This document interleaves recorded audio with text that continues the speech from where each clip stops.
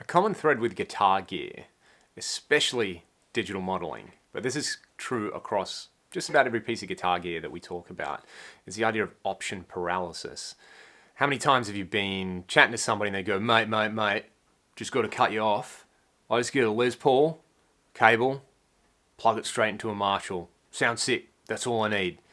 And then you're going, oh yeah, but I've got my 3 Strymon pedals on my board and like 2 wahs and a volume pedal, and then I've got a switcher, I've got 6 different fuzz pedals, and I just need these things, for different kinds of tones.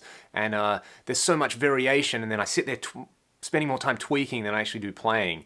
And, both of those approaches, I guess, the sort of minimalist approach and the maximalist approach to approaching guitar playing are valid, and they work for some people, but they both kind of miss the point, which is when you're making sounds with your instrument, the end goal should be to make music. It should be in context and somehow, whether you're sitting at home and you're just playing a song on your own to a backing track, or whether you're working with other musicians in like a band or an ensemble format.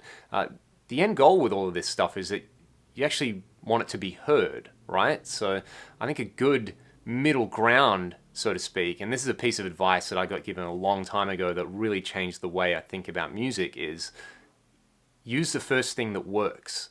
Whether it's a guitar sound, whether it's a guitar, whether it's a lyric in a song that you're trying to write, whether it's a part in a song that you're trying to write, whether you're trying to find band members to join your band, whether you're looking for an artist to do the artwork on your CD, whatever it is in that whole musical sphere, just stick with the first thing that works and don't change it. So if you're sitting there, for example, I've got an Axe FX 3 sitting behind me. I spend a lot of time with that thing dialing it in, and there are hundreds of amp models and thousands of cabinet models in there. But I reckon I spend 90% of the time using one amp model, one cabinet model, and maybe a bit of delay if I want to play some guitar. And I don't touch it. I sit there and I try to play, and I try to write, and I try to be creative.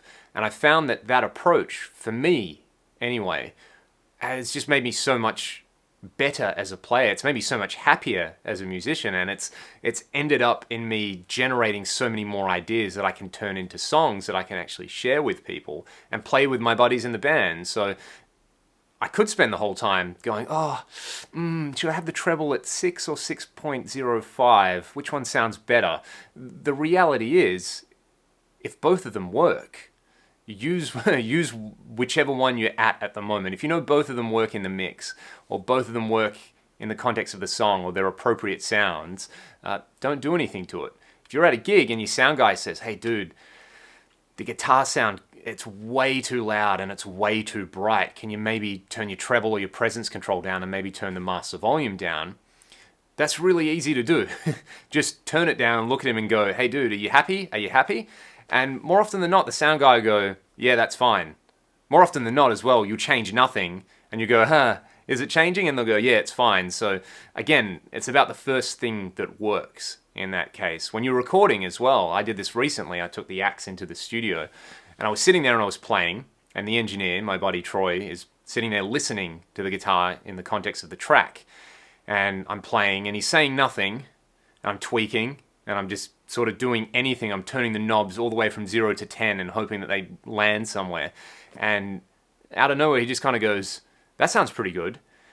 And then I stopped, and then we worked on the performance, we worked on the parts, and we worked on me actually being able to, play the song. We worked on the playing, which is the important thing there when you're recording, and we worked on the parts, which are what people are going to listen to, because that song's going to be recorded, it's going to be released at some point, and then I can't go back and tweak the tones once it's released. So I could either spend the rest of my life going, should I put the treble at 6.05 or 6.1? Or I can listen to the whole thing as a guitar sound that just works in the context of the song. Because the reality is, there's going to be so many different tones that work in the context of the song. And really, at the end of the day, as long as I'm happy with it, and most of the time I am happy with it if I've got 10 sounds that I really like, it's like, man, just use the first one that works. So if you feel yourself fighting option paralysis, use that philosophy. I'm just going to use the first thing that works, and then I'm going to change my mindset. I'm going to go, okay, cool. I'm writing a song. I'm going to use the first sound that works for the song, and then when I'm looking for parts, I'm just going to use the first part that works. If you're just sitting at home practicing, you know, you've got a backing track on and you've got a metronome on, use the first thing that makes you go, hey, this feels good. Which a lot of the time, some amps and cabinets, you just plug them in. You know, you plug a Marshall in, a lot of the time you just go, hey, that sounds really good. And you know, you can dig it and you can stay with it. So that's my advice for today, because I see that comment a lot about the AX stuff, a lot about multi-channel amps, a lot about pedals, like, oh, there's too many options, I wouldn't want to do that. So without being the guys going, mate, just cable, amp, it's sick, go a little bit further beyond that, use what you need until you get something that works, and then stick with it, and run with it, and worry about actually playing music. I'm Leon. If you enjoyed the channel, please hit subscribe. If you enjoyed this video, leave a comment. Let me know what you think. And yeah, let me know especially if you can put this into practice and if it works for you, because I found it has worked wonders for me across the board with music, whether it's guitar playing, guitar tones, recording, songwriting, rehearsing, all that kind of stuff. It definitely has made my life easier, so I wanted to share it with you guys. And I will see you around next time. Thanks for watching.